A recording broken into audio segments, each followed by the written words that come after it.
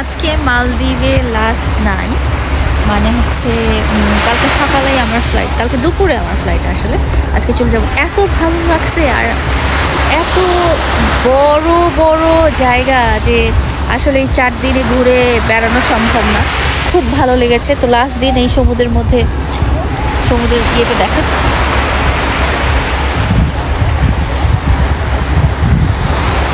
কি ভালো লাগছে। এত সুন্দর পরিবেশ আর এত কাম। আজকে সকালে দেখলাম সবাই ক্লিন করছে, একটা ময়লা নাই কোথাও।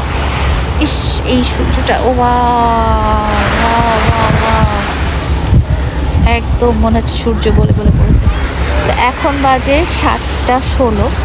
তো এখানে আজান হয়, 5টা আজান হয়। তারপরে সবচেয়ে ভালো ব্যাপার হচ্ছে যে এত আধুনিক শহর হয়েও এখানে শর্ট ড্রেস অ্যালাও না, অ্যালকোহল অ্যালাও না।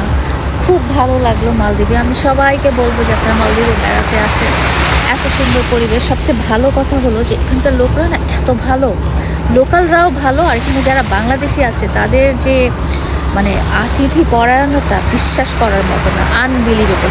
খুব ভালো লেগেছে। এর পরের ট্রিপটাও আমি মনে হয় প্রত্যেক মাসেই এখন মালদ্বীপে আসবো। অসম্ভব ভালো লাগলো। এখানে কিছু দূর যাওয়ার পরে দেখা যায় যে ছোটো ছোটো মাটির গামলার মধ্যে পানি, আর চামচের মতো, নারিকেলের চামচের মতো হাতল দিয়ে চামচ বানানো, মানে হচ্ছে যে বালু তো পানিগুলো যাতে পা ধোয়া যায় সেই জন্য। আর হোটেলগুলো খুব ভালো। আমি রিসোর্টে ছিলাম, আমার বন্ধুরা হোটেলে ছিল, খুব ভালো। আর সবাই খুব ভালো। আর এখানে যাইতে যাইতে সব বাঙালি, এত ভালো লাগছে কি আর বলবো। তো যাই হোক, মালদ্বীপের ট্যুরটা আল্লাহর রহমতে মাশাআল্লাহ আলহামদুলিল্লাহ আল্লাহ খুব ভালো রেখেছিল। আমি তো নদী খুব ভয় পাই, সাগর খুব ভয় পাই, কারণ আমি সাঁতার কাটতে পারি না।